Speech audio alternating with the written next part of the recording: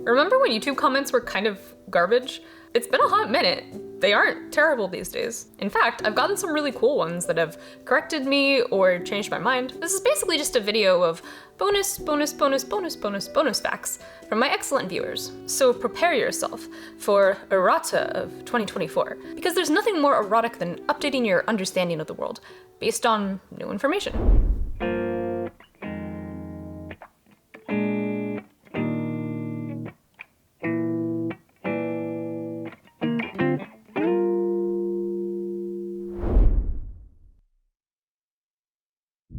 So let's start with my first video.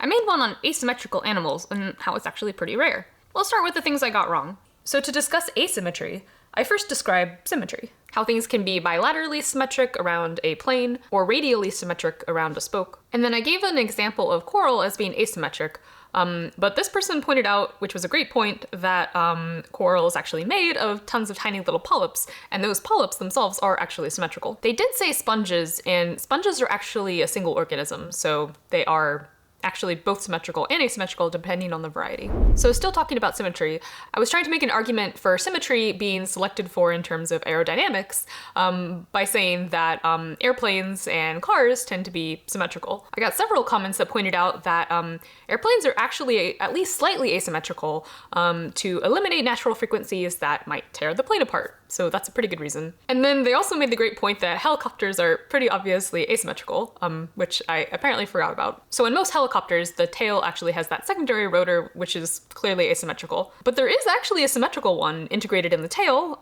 called a Fenestron.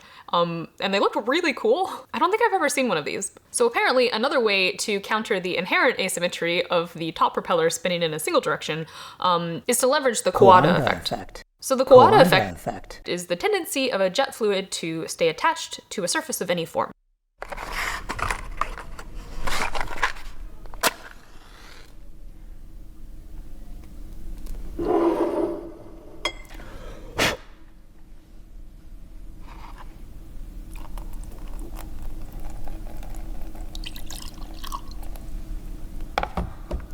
What do these two things have in common? The Coanda effect. So in the context of helicopters, you can actually have one with no tail rotor where you leverage the Coanda effect to direct airflow along the length of the helicopter boom. So that's cool. So in my video, when I was talking about the evolutionary pressures of symmetry and locomotion, I said that anemones are sessile. This comment has corrected me that they are not sessile. So I looked into it, and it seems like the confusion is just that there are both sessile and non-sessile sea anemones. Sometimes the foot is used to anchor them permanently, and sometimes the foot is used to push them along the bottom of the ocean. So I mentioned honey badgers were asymmetrical, and I shamefully showed a picture of a European badger and not a honey badger. But I appreciate everyone's badger identification skills. Another asymmetrical animal I thought was really cool is the nephrops lobster, which means kidney eye, nephrops. And this made me really curious what the origin of the word Cyclops was. So I found it to be round eye, but I got this comment. The actual origin of the term seems more likely to be an older formation, cattle thief. The mythical giant cattle thief came first. Then the folk etymology suggested their monocular vision. So the idea here would be that there's a homophone. So the original cattle thief sounds the same as round eye. And so when people tell stories of a mythical cattle thief, people after the fact add in this tidbit that he has this one single round eye. So I looked into the citation for this, and it seems like scholars disagree. One of them says, "We should not attempt to wrestle some etymology out of the word, which would in any way connect it with eyes, round or otherwise." So it's a theory. I think it's a fun one. Okay, well that could have been worse. I really appreciated how much everyone knew about aircraft. That's definitely not my strong suit. And there was some really cool aircraft mentioned that I had to look up. So yeah, that was cool.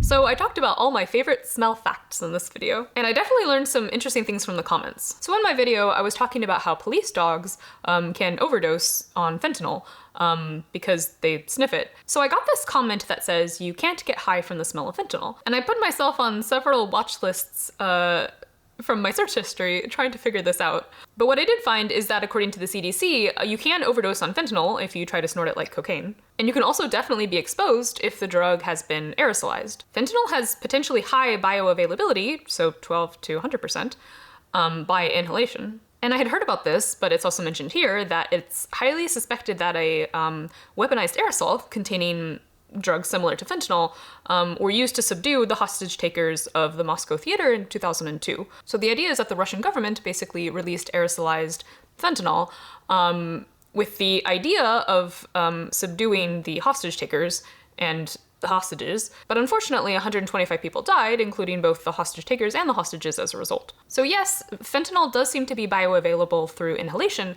The question of whether it gets you high, I don't know.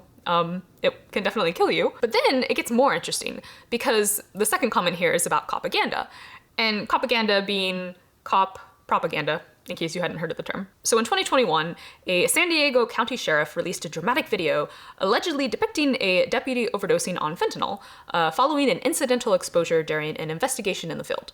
Apparently, according to this paper, that wasn't really possible given his exposure. Again, in the 2002 hostage crisis, we're talking about like intentional like aerosolized fentanyl bombs. And I think in this context, he had just sort of incidentally come in contact with it. The deputy's symptoms were inconsistent with an opioid overdose. And apparently misinformation about the risks of incidental exposure to fentanyl is persistent among US law enforcement. The US Drug Administration released an advisory and a training video that said, just touching fentanyl or accidentally inhaling the substance can result in absorption through the skin, and that is one of the biggest dangers with fentanyl. The onset of adverse health effects, such as disorientation, coughing, sedation, respiratory distress, or cardiac arrest, is very rapid and profound, usually occurring within minutes of exposure. This statement, along with photos of a tiny, allegedly lethal dose of the drug, set against a penny for scale, conveyed the idea that minor incidental exposure could quickly turn fatal. However, the American College of Medical Toxicology and the American Academy of Clinical Toxicology released a joint statement clarifying that fentanyl toxicity from incidental exposure was so unlikely as to be nearly impossible. So to be clear, fentanyl can be absorbed through your skin, but there has to be a lot of it, and it has to be for a very long time. So incidental exposure in the field, especially if you're wearing gloves, doesn't seem to be a big risk. So another fact that I had in the video is that people are so nostalgic for the new car smell that manufacturers will actually pump in new car smell. So old new car smell used to come from volatile organic compounds that were being off-gassed by the various parts. So apparently it's not quite that manufacturers add new car smell. It's more that they tune the levels of the VOCs intentionally. So for example, in China, people don't want cars to have any smell, and so they intentionally reduce the number of VOCs. So it seems like it's something that they have control over. But with the pumping full part, I think I was conflating this with this quote, Ozium, this 1940s sanitizing spray, caught on with car people, and dealerships would use it to freshen used cars. Car owners use it to keep their car smelling nice. So if you go to a used car dealership, they will have, in fact, pumped your car full of car smell. So another question I had in the video was, do you smell something and then smell like something the same in different languages? So for example, in English, that's one word, smell. So my Christmas tree might smell amazing, and I might have a cold, so I'm not able to smell it. So I used Google Translate to create a giant list of smell versus smell in other languages. And it seems I got Italian wrong, because apparently in Italian they have multiple words for the two English meanings of the word smell, one of which overlaps like in English while the other doesn't. So Google Translate failed me on this one. And then finally there was a cool fact. So in New Zealand they have lovely trees called cabbage trees. In Maori they're called tikoka. And their flowers smell lovely and pleasant unless you have the genetics that make them smell like vomit. So this is actually a really cool tree. Like every part of it seems to have some sort of interesting use. But this actually reminded me a lot of magnolia because I don't think this is necessarily a genetic thing, but some people seem to think that magnolia smells really good, and I kind of think it smells like vomit. So I don't know, maybe something similar, or maybe that's just me.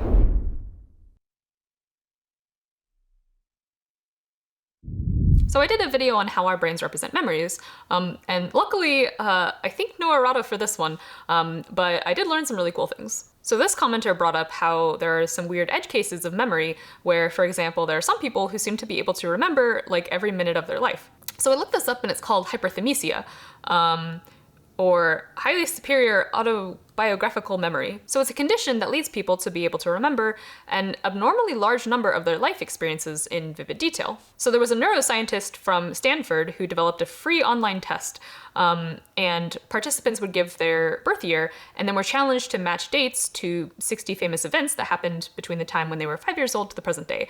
However, they took down the test because apparently the questions were all about like American culture, and so it would be pretty biased against like non-Americans. But it seems like the first main documentation on this was of a woman named Jill Price.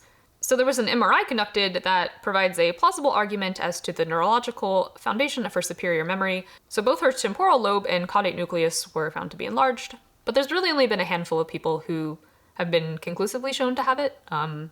But yeah, it's really interesting.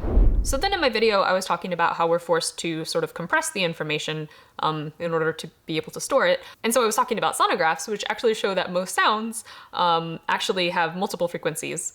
So then I got this cool comment about how apparently every sound on Earth does this.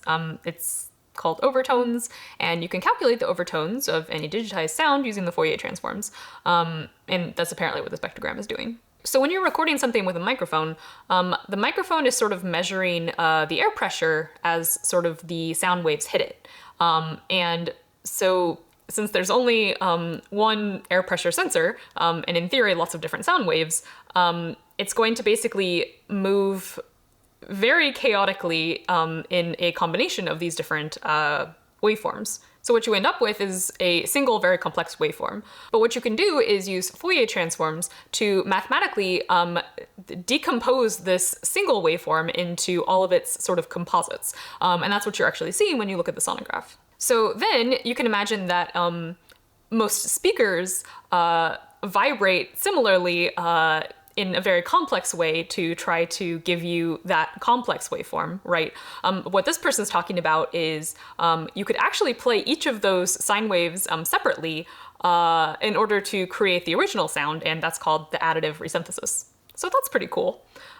So then my question was, I was under the impression that maybe tuning forks don't have overtones, like they're kind of this like sound laser. But apparently just with physics, sounds just have overtones.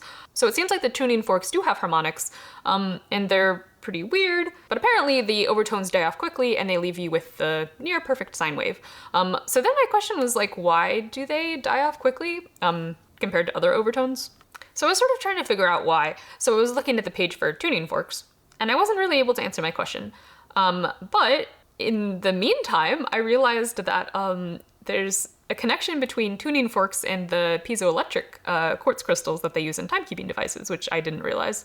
So the question is, if you want a timekeeping device that is powered, how do you do that? So the modern way for keeping time in a watch is you have these quartz crystals that are piezoelectric, which means that when you apply a voltage, they will vibrate at a very specific frequency. So then you can divide that frequency to time out how to move the watch hands, or I guess the digital display. And I didn't know this, but apparently before piezoelectric crystals, there was actually an electromechanical watch that was using a tuning fork as the timekeeper. So the tuning fork would vibrate at a consistent frequency. And apparently the humming sound from the tuning fork was audible when the watch was held to the ear. So that's fun.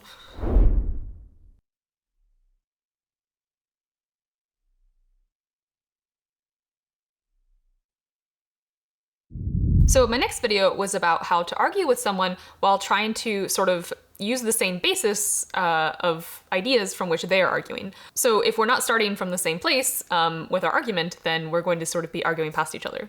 So I posed a thought experiment where the goal was to argue for or against the statement, electric cars are good for the environment. But importantly, your stance has to include what basis of information you're including. For example, you might say, electric cars are neither good or bad for the environment because my basis is that humans cannot meaningfully affect the environment. Or maybe, electric cars are bad for the environment because the power lost along power lines and draining out of batteries makes them less efficient than internal combustion. I chose electric cars for the thought experiment just because I've always found their utility kind of hard to be fully convinced of. Even though the arguments themselves were not really the point of the video, I actually felt like they somewhat changed my mind about electric cars. The argument I found most convincing is that it's easier to leverage scientific advances in energy by upgrading a single power plant than having to propagate those advances to everyone's cars. This one against electric cars was also one I hadn't thought of. There's some environmental havoc wrought by lithium mining, which apparently threatens plant species that are endemic to the ultramafic soils. I looked into this a bit. It wasn't totally clear to me that lithium mining only happens around ultramafic rock, but yeah, that was at least something that I had not heard of. So I just want to take a quick pause and say that, just so you know, I don't unfortunately have time to read all the comments. I do my best to do a few passes, and my friends will send me ones that they think are really cool, but I try to spend most of my time making new videos. Also, I have to expend energy dealing with bots, scams, and sexual weirdos. So if I missed your comment and it was really, really good, don't worry. The best thing you can do is to keep the good comments coming. I hope to do more of these kinds of videos, or maybe tack them on at the end of each other video relating to the last video. Not quite sure. I just want to say that I really appreciate how all of your comments have made this channel like a really nice place to be. So yeah, thanks for engaging.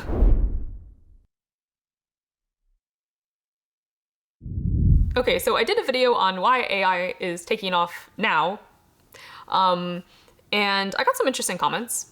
The comments were corrections, but you know, it's a tech video. So the first correction is when I said that perceptrons, which you can think of as sort of the bones of AI, were first described in the 60s. And this person let me know that perceptrons were recognizing letters in the early 50s. I was looking at perceptrons, and so I know that Frank Rosenblatt described one in a paper in 58, and he did his demo in 60, so cool.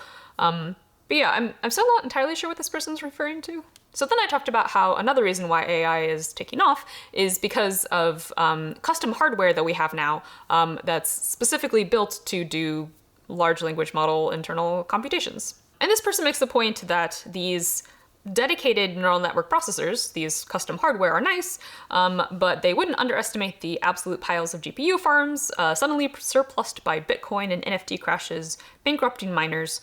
I think this is a good point. I do agree that a lot of crypto bros pivoted to AI, and I just want to point out here that while there has obviously been a rise in AI grifting, I think there's a lot more substance to AI than just the grift. So lastly, this guy. So I just need to address this one comment, and it's going to be technical, and I'm not going to fully explain it, and I promise in the future I'll make another video on Transformers that's a lot better than this video, but I really need to get this out of my system. So feel free to just skip ahead to the next chapter and excuse my self-indulgence. Okay. Generally a good summary, but as someone that is somewhat familiar with the field, there are a few nitpicks I want to point out. First, the GPT class models are not encoder-decoder. That model family is referred to as BERT models, and those are the predecessors to a GPT. So this was my mistake in that my grammar was not specific. The first GPT was decoder only, and when I said they, I was referring to transformers.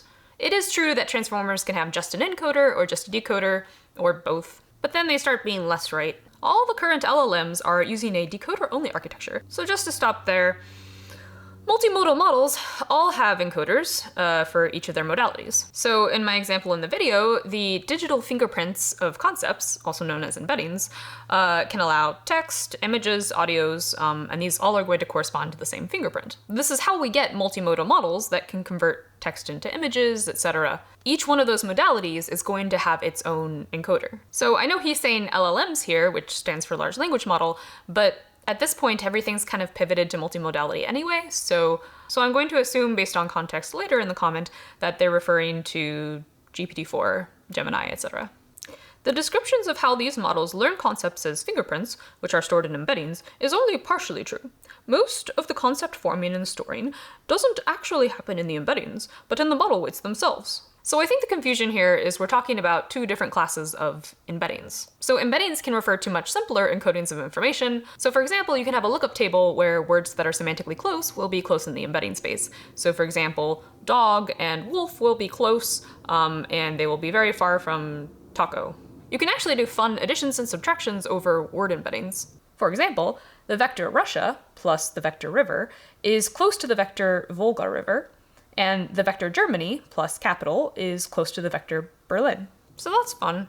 But these kinds of embeddings can be so simple that you can just make them with a hash function. I was contextually referring to the more modern embeddings that are the output of encoders. These embeddings benefit from the attention mechanism in the transformer encoder. These encoders are able to create highly contextual embeddings that are able to benefit from the surrounding text. This should also make it clear that the concept of an embedding as a concept storage is not inherently tied to any sort of encoder-decoder architecture. It is a completely separate building block that is much older than the transformer architecture itself, and is being used in a lot of different deep learning architectures, independent of the rise of transformer.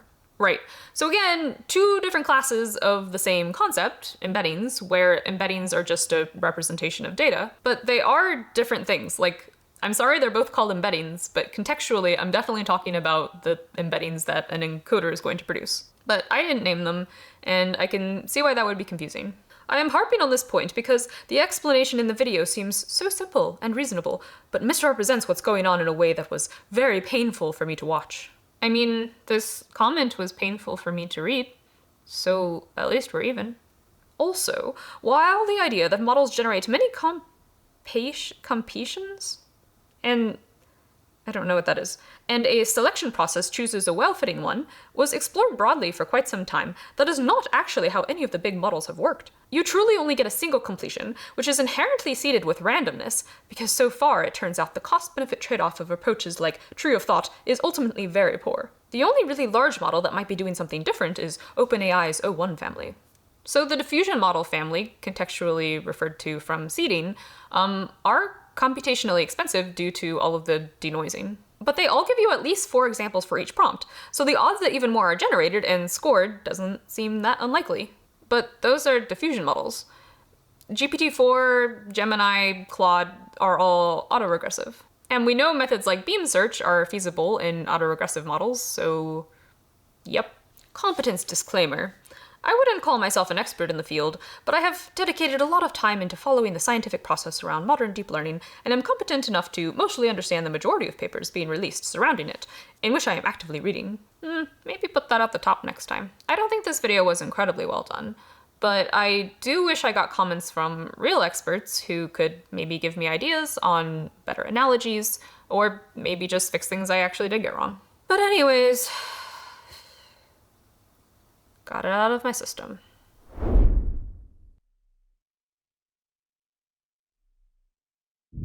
So this video was on Sleep No More, which is this weird immersive theater experience in New York City. Immersive theater means that the audience is in the middle of the action. Kind of like a video game? I don't know, it's super cool.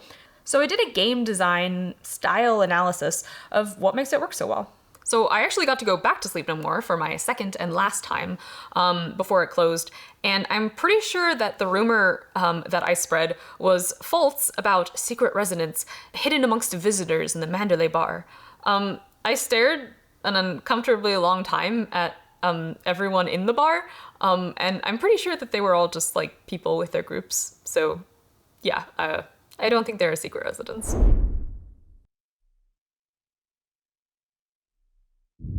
So in this video, I talked about this kind of wild research paper around dominant male odor. I came across it when I was reading Wikipedia, and I clicked through to the citation because I found it, I was very skeptical. So this commenter did a good job in pointing out my confirmation bias.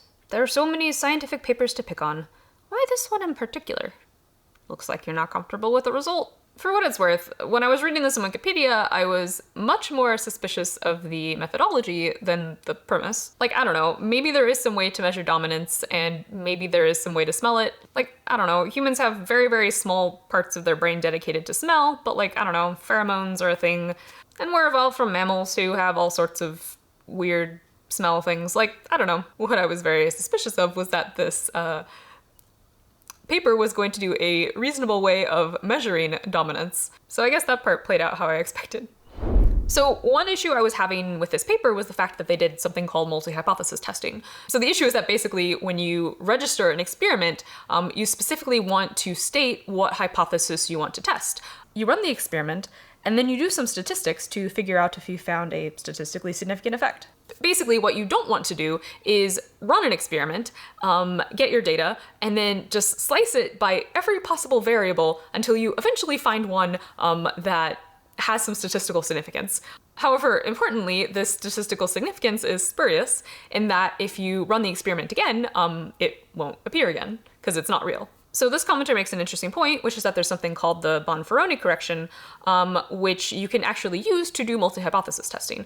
So the way this would work is before you set up your experiment, you again register your multi-hypotheses, you run your experiment, and then when you do the statistics to sort of validate your hypotheses, you do it in a specific way that basically raises the significance requirements for it to be shown to be statistically significant. So basically the idea is that you lower the probability that you get sort of these spurious correlations. But this person makes the point that you ideally don't want to do that unless you really can't design your study otherwise. And I actually went back to the paper and just like quadruple checked, and they don't mention anything about Bonferroni corrections or anything. So yeah, in any case, interesting. Okay, the narwhal video. So for context, people in the Renaissance sold narwhal tusks as unicorn horns.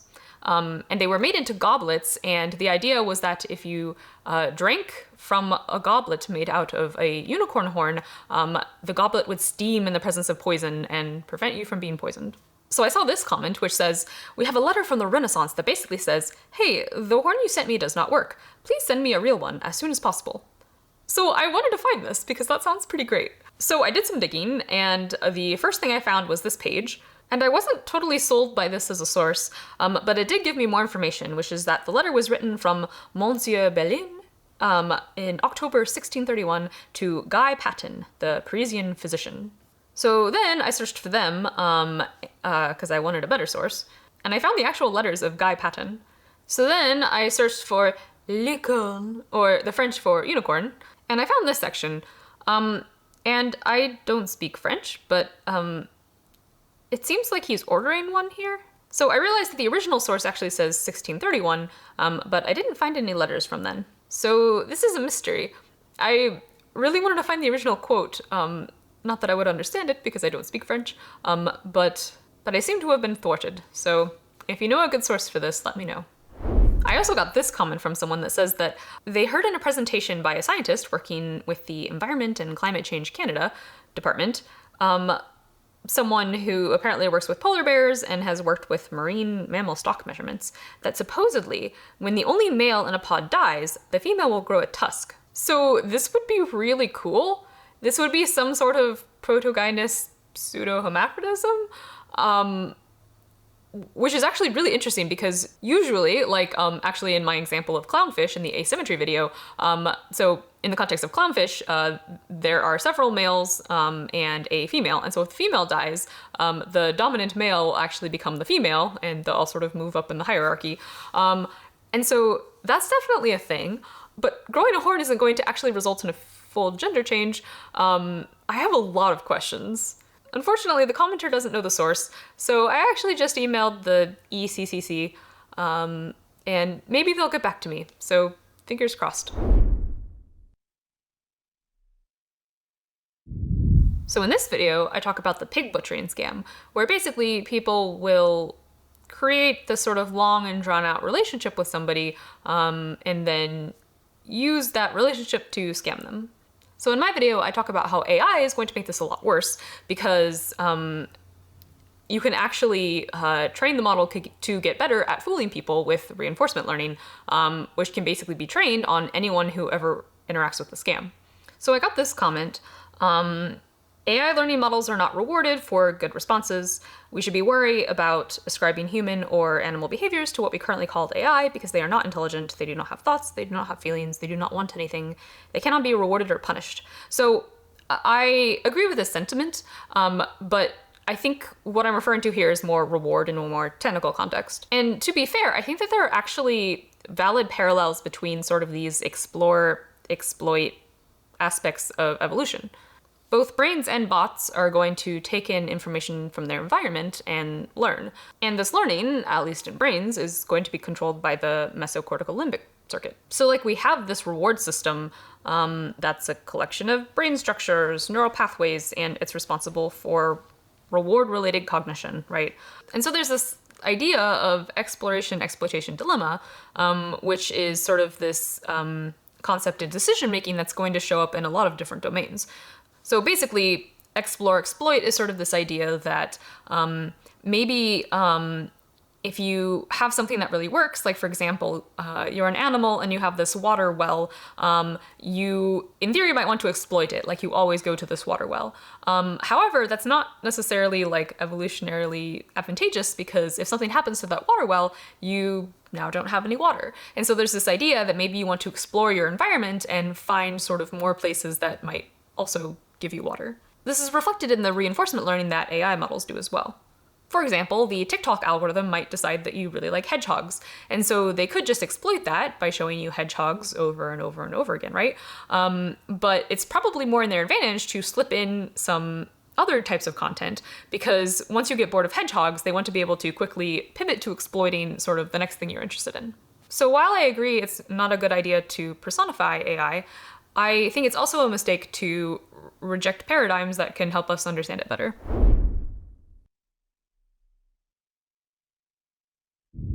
So I made a video about my favorite moose facts. I got a lot of pronunciations wrong in this one.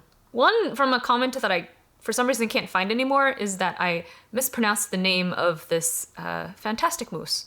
Her name is in fact Elienstolta. I also mispronounced this word, which is apparently proboscis.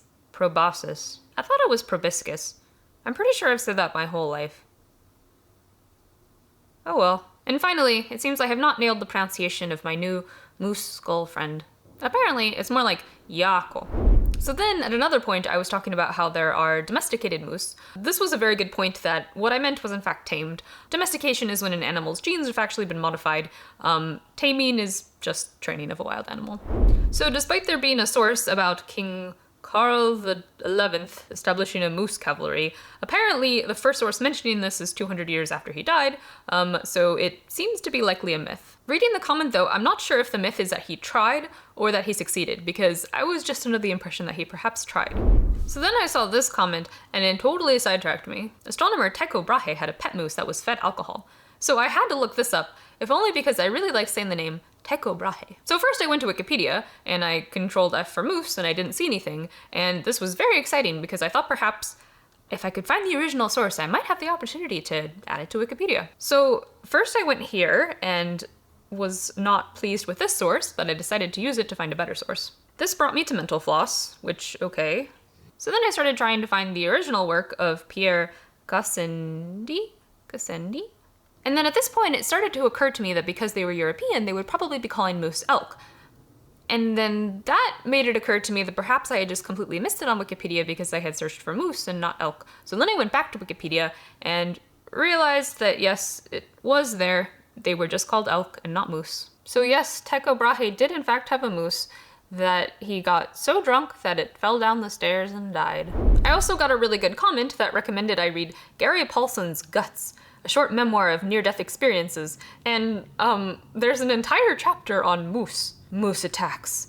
He saw a brown wall of fur detach itself from the forest to his rear and come down on him like a runaway truck. He just had time to see it was a moose when it hit him. Moose attack number 1. At the first instant, I didn't realize that it was a large bull moose. He'd lost the previous year's antlers and hadn't grown new ones yet. I just saw brown. I saw big. I saw death coming at me, snorting and thundering. I think I may have thought of phantoms, wood spirits, wild monsters. I most certainly did not think of moose. It had come so fast, the snorting, the crashing, the huge whatever it was, that I couldn't move, couldn't do anything except close my eyes. A second passed, then another, and I opened one eye to see him pass me not 3 feet away. He had to be nearly 7 feet tall at the hump. I knew then what he was, and I fell back away from him. But the truth was that A, he was a moose, and B, he was therefore insane. So at this time he hadn't the slightest interest in me. He was targeting something else. Immediately behind me was a pine tree, not more than 6 feet tall. It looked no different than any other small pine trees, cute and well-formed. like a little Christmas tree. But in that bull's mind, maybe the tree had done something to insult him, or gotten in his way, or called him out, because he absolutely destroyed that tree. Moose attack number 2. I was in a canoe once in summer, working my way along the side of a lake, angling for sunfish with a light rod and line, when I came around a bend in the lake and saw a moose with her head underwater. I smiled because she looked so comical. Moose frequently nuzzle around lily pad roots, and they look silly, almost as if they intend to be funny, coming up with leaves and roots dangling over their heads, or mud streaming down their faces. I had taken a stroke with a paddle just as I saw her, and while I was smiling, the canoe drifted close to her, not 4 feet away. She raised her head, dripping with water and mud, and before I could even take the smile off my face, she raised one enormous hoof, put it on the gunwale of the canoe, and pushed down as hard as she could. She watched it spin until it finally didn't come right side up again, but lay overturned like a green log. And with that, apparently bored, she turned away. For the 3rd moose attack, check out Guts by Gary Paulson from your local library. So then I also just really liked this comment. As someone whose favorite animal is the orca, your insult against the wolves of the sea cannot go ignored. You retain my utmost respect, but I fear from this day on we are nemesis. May we never meet on the field of battle, lest I dispatch you in much the same way the orcas dispatched the foolish moose. It's on.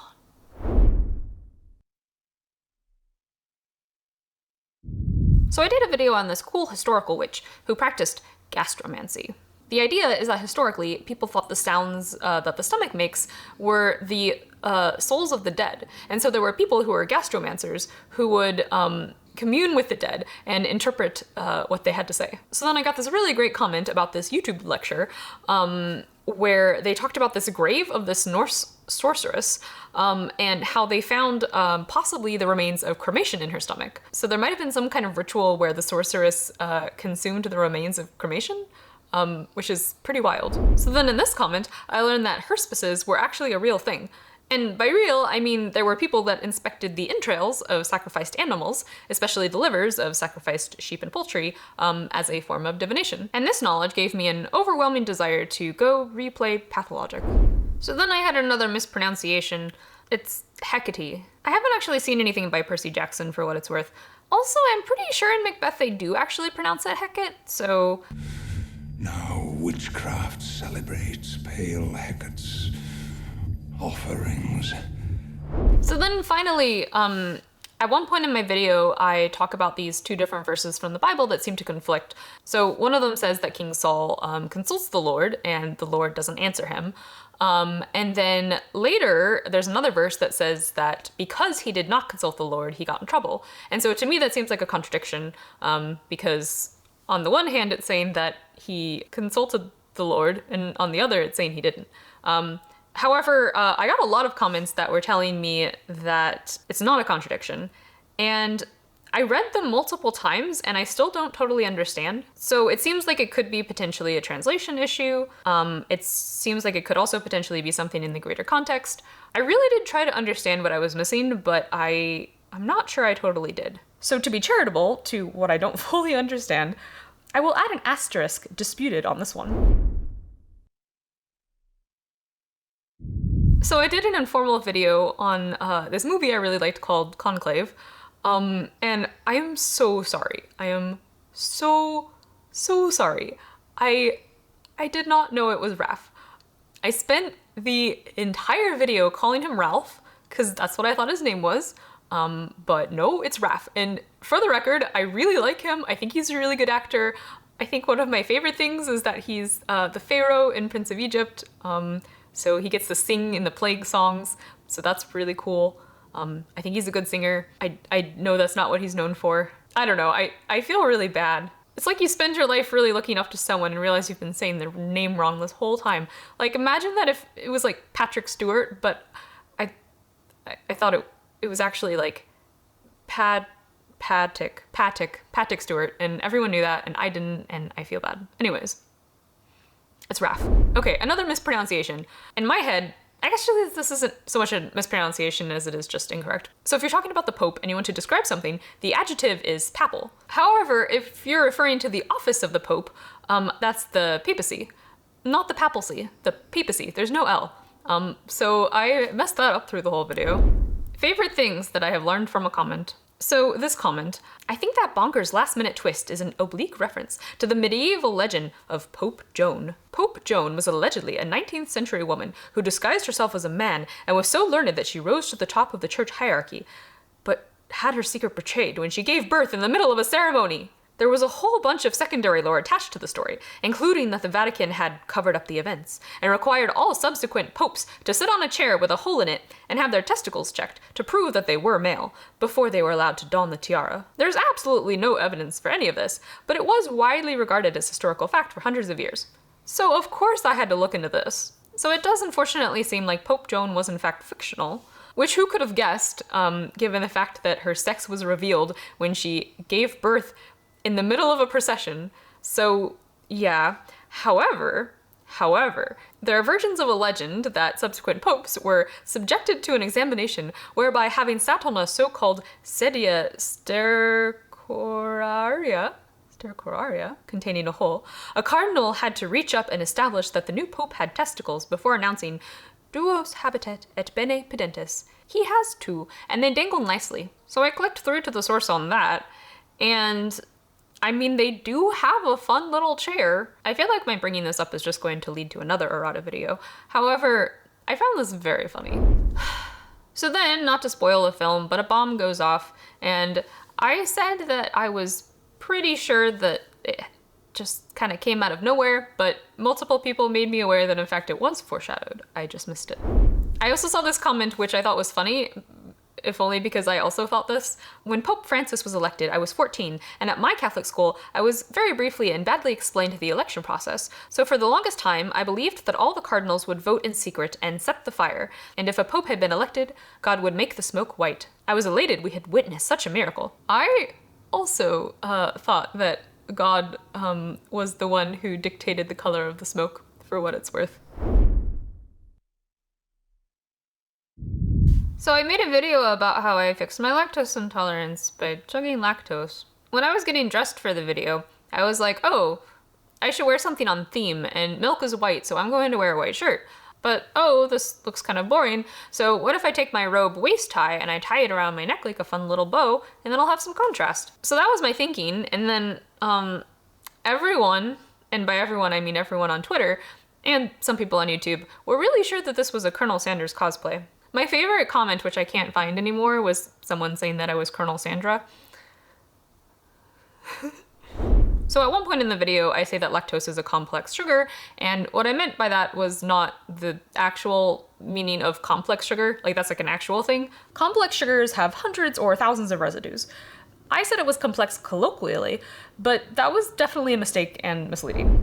So apparently it's just a Canada-US thing where cheddar is dyed orange. Apparently in cheddar, in Somerset, UK, where cheddar is from, of course, it's actually pale yellow and it's not actually dyed. So that's cool. So then I got some fun facts about other animal milk. My favorite whale fact is that the consistency allows some whales to shoot the milk out at pretty high speeds, which is essential when feeding your children who have no lips underwater. I also liked this one. Pigeons actually produce milk. Flamingos and male emperor pigeons have also independently evolved this trait. The milk, which isn't too far from mammalian milk, is produced in their throat and is regurgitated for the chicks. So I looked into this and it's called crop milk. Apparently the one from pigeons actually kind of resembles milk, but the flamingo one is bright red, which, I mean, makes sense. This was also a video where some of the comments, if not exactly changed my mind, reinvigorated my curiosity. I got a lot of comments from vegans about how milk from other animals is unnatural and the milk industry is torture. I didn't find the unnatural argument very compelling, but I did learn that cow well-being in dairy farms is worse than I thought. Okay, last video. This technically was released in 2025, but I'm just gonna throw it in the 2024 errata for convenience. So in this video, I try to answer some of the questions people had about the lactose experiment in my previous video. And so in this one, I'm sort of trying to explain how prebiotics and probiotics work and how the population of gut bacteria can sort of shift from different minima. In any case, I got some good corrections. So the first one, which I messed up because I think I changed the script and when I'm reading, I can't actually hear what I'm saying, and I also didn't catch it in editing. But in any case, the singular of minima is minimum. Yeah. What can I say? I'm a fraud. Another thing I talk about in the video is how your gut bacteria actually produce neurotransmitters like serotonin and dopamine, etc. There is a paper that shows that these are actually being used to manipulate your brain to want to eat certain things. It's a really cool paper. I recommend checking it out. However, I realized that I didn't explain this super well. So this person makes a good point that these brain chemicals, like serotonin, etc., are chemicals that also are really significant purely in the context of your guts. So to be clear, they are neurotransmitters.